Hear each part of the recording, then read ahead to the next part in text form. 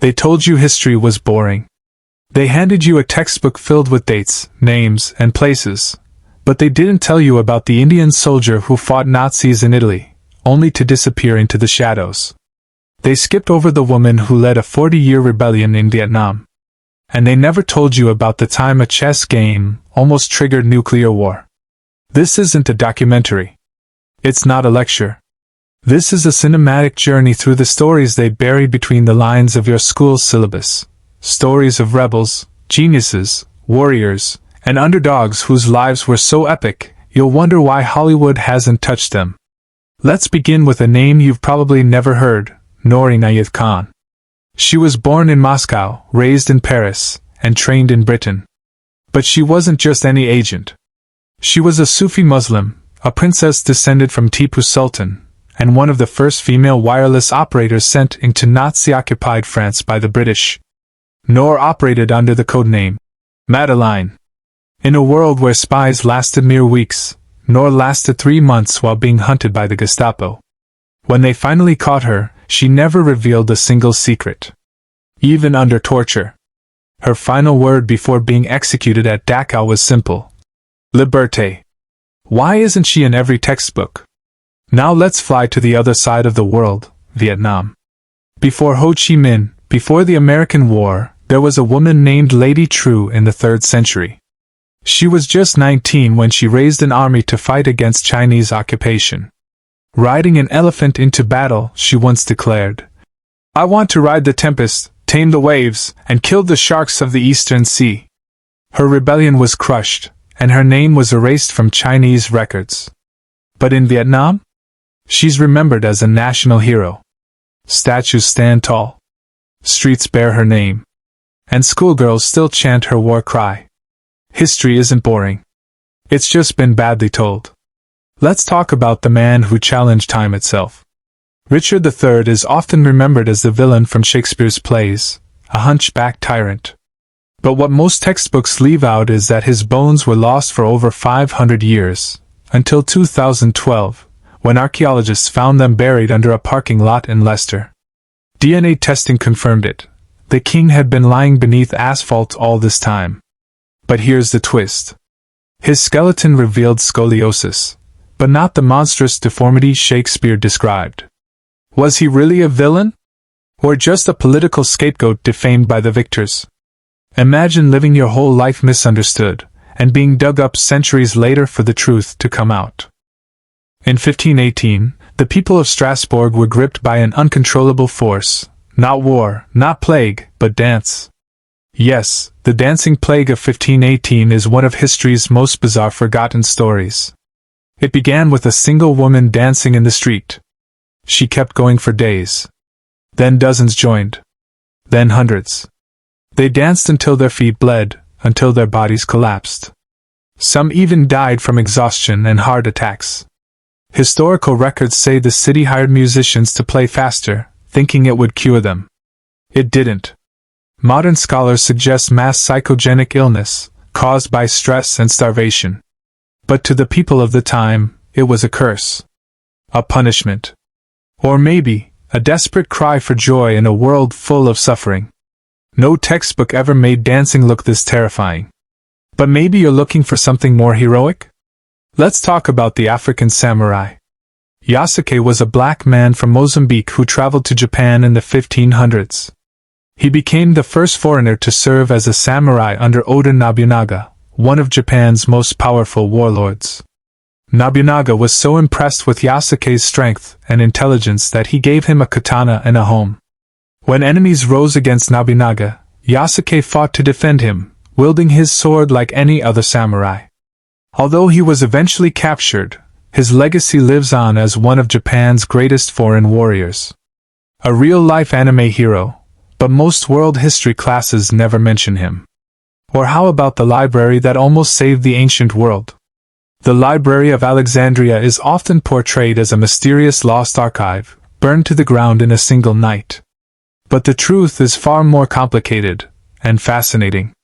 Alexandria was the brainchild of Ptolemy I, a general under Alexander the Great. The goal? Collect every book in the known world. Ships arriving at Alexandria's harbor were searched, and their scrolls copied. Original texts were kept, copies were returned. This wasn't just a library, it was a vault of human knowledge. It didn't burn just once. It was attacked several times across centuries, by Julius Caesar, Christian zealots, and finally by the Islamic conquest. With every fire, the world lost mathematics, philosophy, medicine, possibly even technology we haven't rediscovered yet. It's like watching the internet slowly delete itself.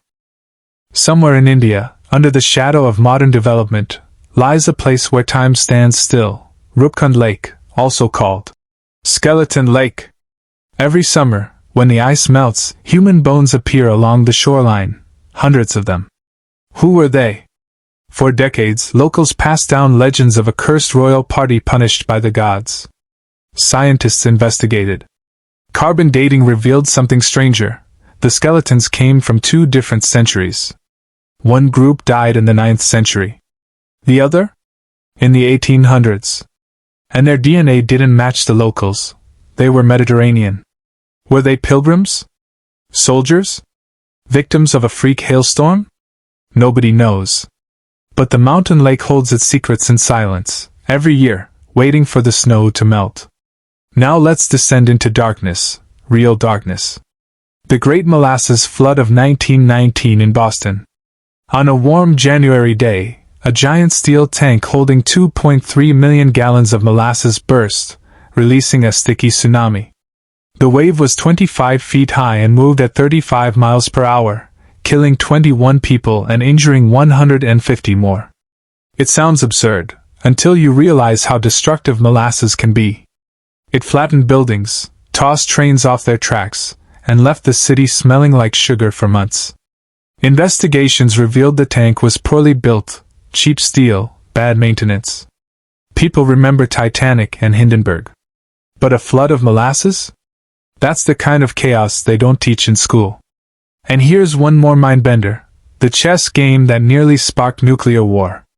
In 1984, during the height of the Cold War, a Soviet chess grandmaster was scheduled to play an American counterpart in Washington, D.C.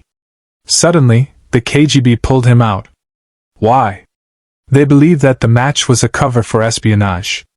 The American side, in return, panicked and believed the Soviets were planning something bigger. Satellite surveillance was increased. Nuclear protocols were reviewed. And all this, over a game of chess. Eventually, both governments calmed down. The match resumed. But that single paranoid moment reminded everyone how close the world stood to the brink. Now picture a quiet painter, whose work nobody cared about, until the world discovered he had painted the first flying machines, tanks, submarines, and even robots, in the 1400s. Leonardo da Vinci's notebooks were once considered doodles. Today, they read like blueprints from the future. But even now, most schools focus more on the Mona Lisa than the man who imagined helicopters centuries before they flew. Da Vinci wasn't just a painter. He dissected corpses to understand anatomy. He sketched gears and hydraulics before engineers had the words for them. And most of all, he left more questions than answers. What else did he imagine that we still haven't built? And while we're on inventors, meet the forgotten father of computing, Charles Babbage. Before Bill Gates or Steve Jobs, Babbage envisioned the analytical engine, a programmable machine with memory and punch cards, in the early 1800s. But he lacked funding. Politicians mocked him. The machine was never built in his lifetime. Today, Babbage is remembered in footnotes, when in reality, he saw the future and was ignored. The same goes for Ada Lovelace, his collaborator. She wrote the first algorithm in history, 100 years before modern computers. But let's close this cinematic journey with one last rebel, Irina Sendler. During World War II, while working as a nurse in Warsaw, she smuggled 2,500 Jewish children out of the ghetto, hidden in suitcases, toolboxes, even coffins. The Nazis captured her. They broke her legs. But she never gave up the names.